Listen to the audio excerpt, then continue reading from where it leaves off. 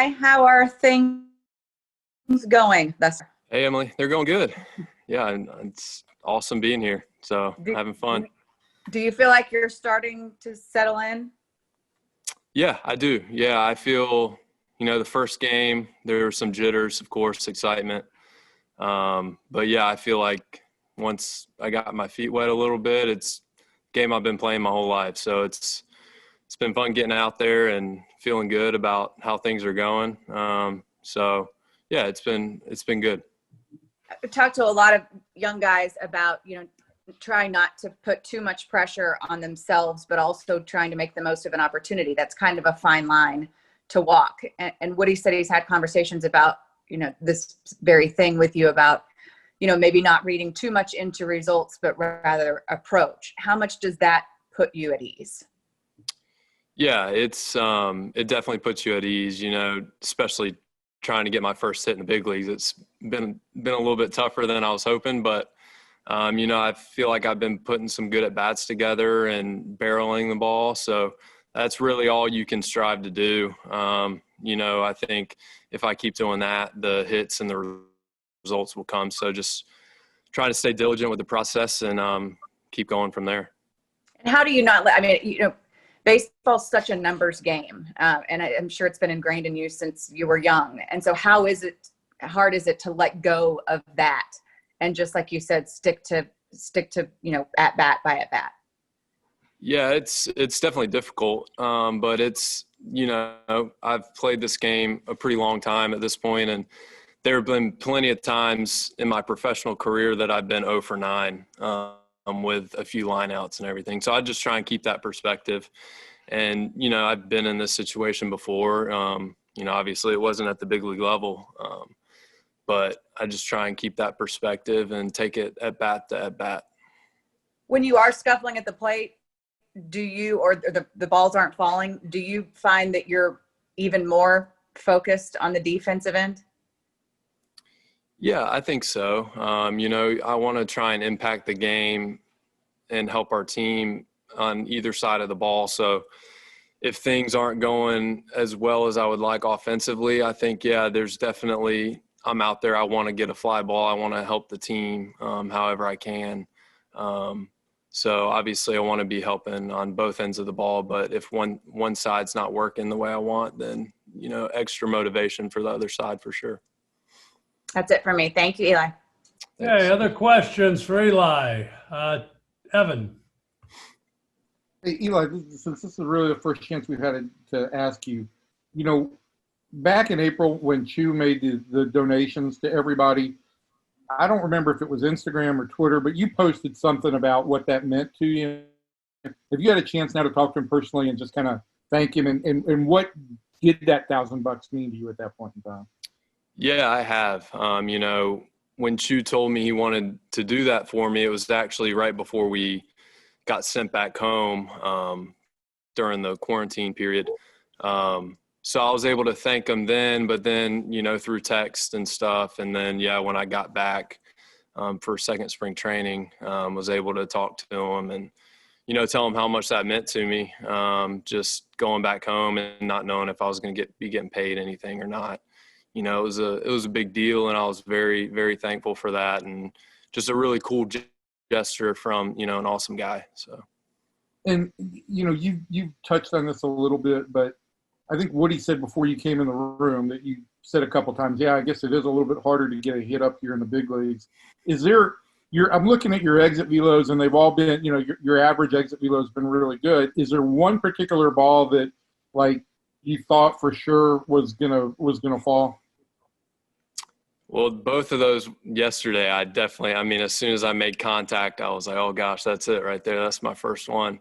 But yeah, it was funny after Seager made that great play, came back in the dugout. And I was laughing. It was just kind of funny at that point. And I think I said, it's a lot harder to get a hit up here than the PCL or something along those lines. But yeah, I was, when you pretty much as you're swinging, if you're going to hit the ball, and both those ones yesterday, I felt pretty good about. So unfortunately it didn't work out. All right. Will Clemson win it all this year? Oh yeah. No That's doubt. That's a No no doubt. doubter? Yeah, no doubter. Okay, Yeah. great. Thanks. Yeah. We are. Eli, I'm just curious because you kind of disappeared from view, but you came to camp, summer camp, and you got hurt and you kind of disappeared. And I remember at one point we asked about you and they said it wasn't looking good. And then all of a sudden, hi, here you are. So you kind of tell us what kind of happened with that injury. It was kind of a mysterious thing just because, it's a difficult time. Yeah, so it was an oblique on my left side. It just happened when when we were practicing throwing from the outfield, and pretty immediate sharp pain. Had an oblique injury before, so I didn't really know what to expect, but got the MRI and it was a grade 2 strain. So I think that means a partial tear. But thankfully it was low down near my hip bone, and they say that you get better blood flow down there. So they were optimistic that it was going to heal a little bit faster than if it was high up on the ribs. So I got a PRP shot, and my body responded really well to that. Pretty much a week after that shot, I started feeling a lot better. And then at that point, it was just slow progression to get back. I'd say probably 2 to 3 weeks after the shot, I felt really good, and started, just working myself back up to game speed. Is it tough? I know you and Leotis I'm sure, are good friends, but is it tough to see him get the chance and you not? Because you were farther along last year in the minor leagues, or does that not really enter into it? I mean, there's always that competitive nature, Leoti's a great guy, and, obviously I'm rooting for him. But yeah, there is that competitive nature where, I want to be the guy and get the chance. So that was tough, but at the same time, he deserved the opportunities he got. So I was excited and happy for him. Eric? Hey, Eli, I'd like to talk a little bit about the transition from shortstop to the outfield.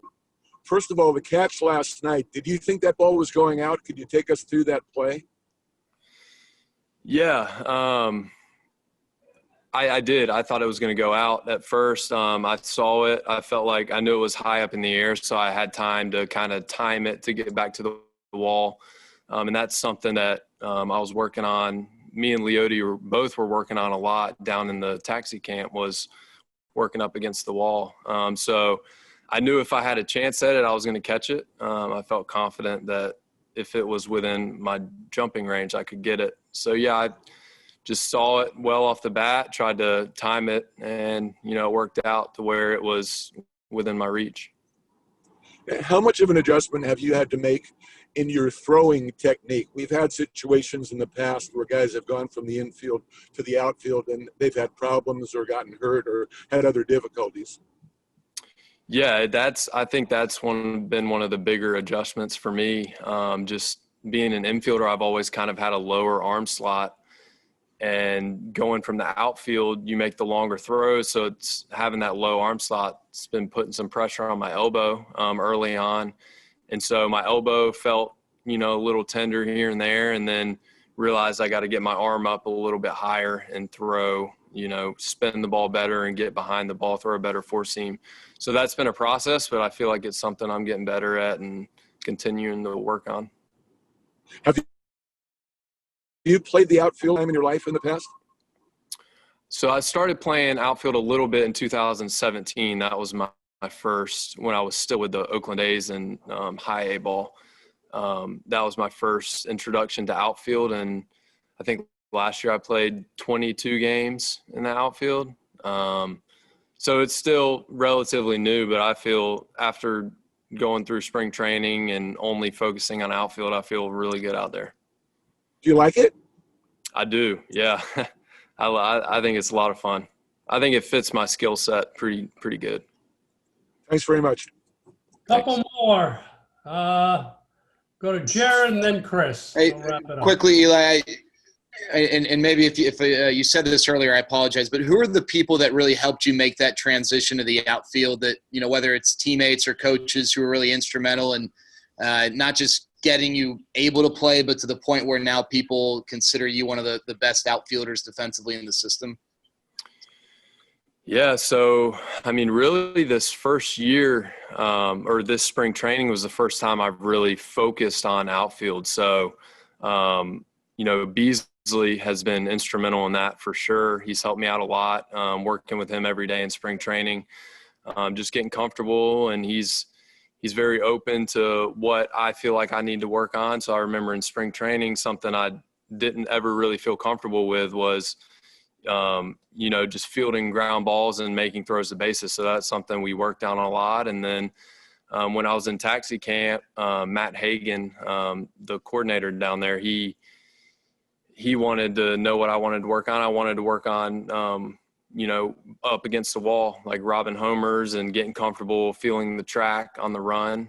So that's something we worked on for a couple weeks, pretty much every day. So Beasley and Hagan definitely both been really instrumental in helping me feel comfortable.